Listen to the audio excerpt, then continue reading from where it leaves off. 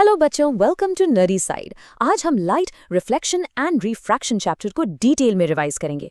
Boards के लिए ना ये सबसे इम्पॉर्टेंट चैप्टर्स में से एक है और सच कहूँ तो काफी मजेदार भी। ये सिर्फ मार्क्स के लिए नहीं है, बल्कि ये समझने के लिए है कि हमारी आंखें इस खूबसूरत दुनिया को आखिर देखती कैसे हैं। तो चलो शुरू करते हैं। ये है हमारा आज का रोड मैप। हम बिल्कुल बेसिक से यानी लाइट क्या है वहां से शुरू करेंगे, फिर मिरर्स की दुनिया में जाएंगे, उसके बाद लाइट को बेंड करना सीखेंगे, रिफ्रैक्शन से लेंजेस का जादू देखेंगे और एंड में सारे इंपॉर्टेंट फॉर्मूलाज को मास्टर कर लेंगे। तो टेंशन लेने की जरूरत नहीं है, हर टॉपिक को आराम से स्टेप बाय स्टेप समझेंगे। चलो शुरू करते हैं पहले सेक्शन से, लाइट का फंडा। इससे पहले कि हम मिरर्स और लेंजेस की गहराई में जाएं, ये समझना जरूरी है कि लाइट का बेसिक नेचर क्या है। ये इस पूरे चैप्टर की नींव है, इसको ध्यान से समझना। एक सिंपल से सवाल से शुरू करते हैं। सोचो, एक बिल्कुल अंधेरे कमरे में सब कुछ वैसा का वैसा है, तुम्हारी आंखें भी वही हैं, फिर भी कुछ दिखता क्यों नहीं? ऐसा क्या है जो वहां मिसिंग है? सोचो। Exactly, light. तो लाइट है क्या? बेसिकली लाइट एक एनर्जी है जो हमें देखने में मदद करती है। समझो बच्चों, हम चीजों को इसलिए नहीं देखते कि हमारी आंखों से कोई टॉर्च की तरह रोशनी निकलती है, नो, बल्कि जब लाइट किसी ऑब्जेक्ट पर गिरती है तो वो ऑब्जेक्ट उस लाइट को रिफ्लेक्ट करता है, यानी टकराकर वापस भेजता है। और जब ये रिफ्लेक्टेड लाइट हमारी आंखों में एंटर करती है, तब हम उस चीज को देख पाते हैं। सिंपल पर सबसे इम्पॉर्टेंट कॉन्सेप्ट है ये। अब आते हैं लॉज ऑफ रिफ्लेक्शन पर। इनके दो सिंपल रूल्स हैं। पहला लॉ, आने वाली रे यानी इंसिडेंट रे नॉर्मल के साथ जो एंगल बनाती है उसको कहते हैं एंगल ऑफ इंसिडेंस। ये हमेशा जाने वाली रे यानी रिफ्लेक्टेड रे के एंगल यानी एंगल ऑफ रिफ्लेक्शन के बराबर होता है। Simple, angle I equals angle R। दूसरा लॉ, आने वाली रे, जाने वाली रे और नॉर्मल, ये तीनों हमेशा एक ही प्लेन में रहते हैं। और सबसे इंपॉर्टेंट बात, ये लॉज हर तरह के सर्फेस के लिए हैं, चाहे वो शीशा हो, दीवार हो या कर्व मिरर। ये लाइन डायरेक्ट एग्जाम में आ सकती है। प्लेन मिरर से तो हम रोज सुबह मिलते हैं। अब थोड़ा आगे बढ़ते हैं और एंटर करते हैं स्फेरिकल मिरर्स की दुनिया में। यहां से इस चैप्टर का असली फन शुरू होता है। रेडी हो? इसको रियल लाइफ एग्जाम्पल से समझते हैं। घर में एक नया चमकता हुआ चम्मच उठाओ। उसका अंदर वाला हिस्सा जो अंदर की तरफ घुमा हुआ है वो एक कॉन्केव मिरर की तरह काम करता है। और अब चम्मच को पलटो, उसका बाहर वाला हिस्सा जो बाहर की तरफ उभरा हुआ है वो एक कॉन्वेक्स मिरर की तरह काम करता है। इतना सिंपल। तो इन दोनों में फर्क क्या है? कॉन्केव मिरर का सरफेस इनवर्ट्स कर्व्ड होता है, जैसे एक केव यानी गुफा। ये लाइट की सारी पैरेलल रेज को एक पॉइंट पर इकट्ठा करता है, कन्वर्ज करता है, इसीलिए इसको कन्वर्जिंग मिरर भी कहते हैं। इसका बिल्कुल उल्टा है कॉन्वेक्स मिरर। इसका सरफेस आउटवर्ड्स यानी बाहर की तरफ होता है और ये लाइट रेज को फैला देता है, यानी डाइवर्ज करता है, इसीलिए इसको डाइवर्जिंग मिरर कहते हैं। रे डायग्राम्स बनाने से पहले ये कुछ टर्म्स क्लियर होने जरूरी हैं। समझो बच्चों, पोल P मिरर का सेंटर पॉइंट है, सेंटर ऑफ कर्वेचर C उस कांच के गोले का सेंटर है जिसको काटकर हमने मिरर बनाया। प्रिंसिपल एक्सिस P और C से गुजरने वाली सीधी लाइन है। प्रिंसिपल फोकस F वो मैजिकल पॉइंट है जहां सारी पैरेलल रेज रिफ्लेक्ट होकर मिलती हैं। और फोकल लेंथ F पोल और फोकस के बीच का डिस्टेंस है। और सबसे इंपॉर्टेंट रिलेशन याद रखना, F is always equal to R/2। Focal length radius of curvature की आधी होती है। ये है आपके 4 सुपर पावर्स या 4 गोल्डन रूल्स रे डायग्राम बनाने के लिए। इन्हें मास्टर कर लिया तो कोई डायग्राम गलत नहीं होगा। रूल 1, जो रे पैरेलल आएगी रिफ्लेक्शन के बाद फोकस से जाएगी। रूल 2, ये पहले का उल्टा है, जो रे फोकस से आएगी वो पैरेलल हो जाएगी। रूल 3, जो रे सेंटर ऑफ कर्वेचर से आएगी वो बिना मुड़े वैसे ही वापस चली जाएगी। और रूल 4, जो रे पोल पर टकराएगी वो लॉ ऑफ रिफ्लेक्शन फॉलो करके angle I is equal to angle R निकल जाएगी। कोई भी 2 रूल्स यूज करके इमेज बन जाती है। ये टेबल कॉन्केव मिरर की पूरी कहानी बताता है।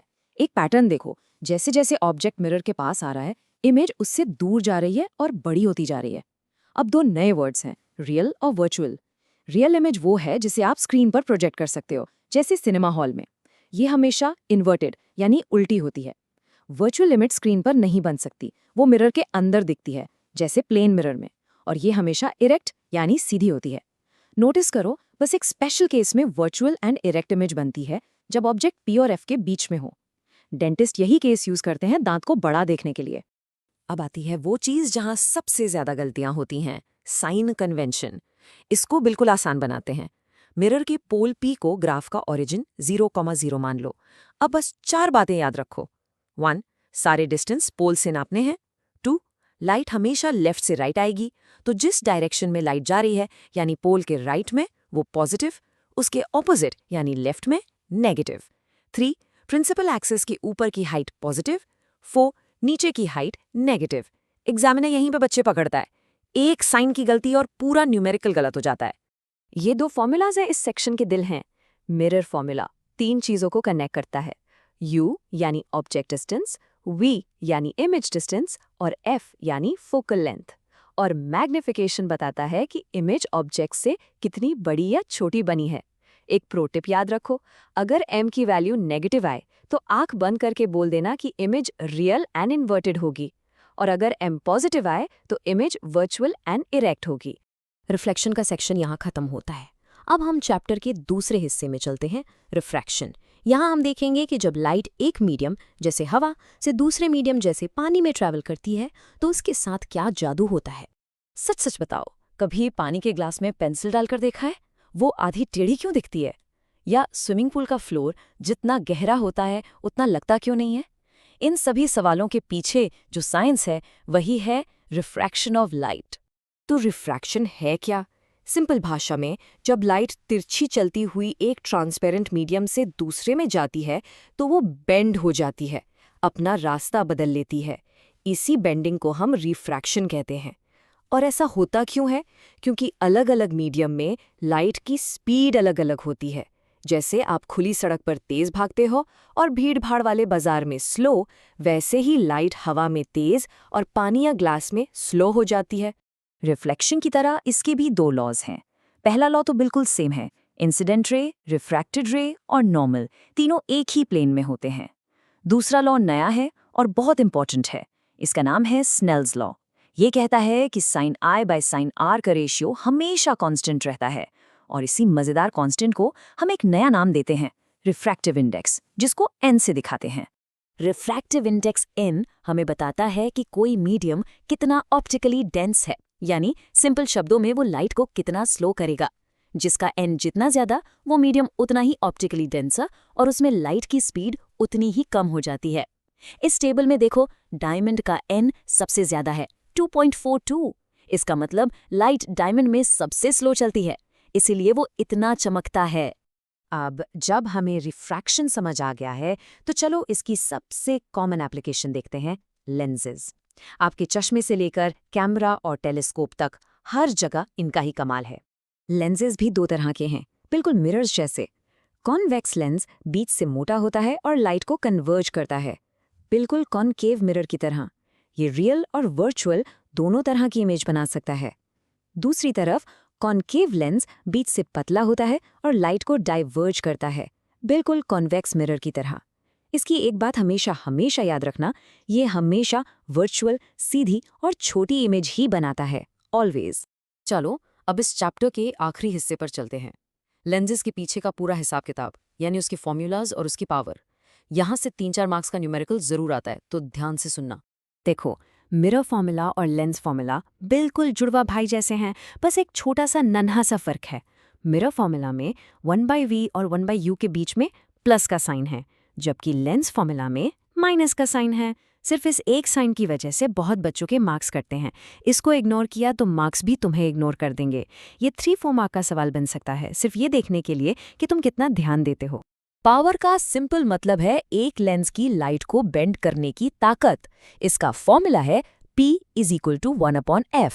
लेकिन एक बात का बिल्कुल ध्यान रखना, फोकल लेंथ f यहाँ हमेशा मीटर्स में होनी चाहिए, सेंटीमीटर्स में नहीं।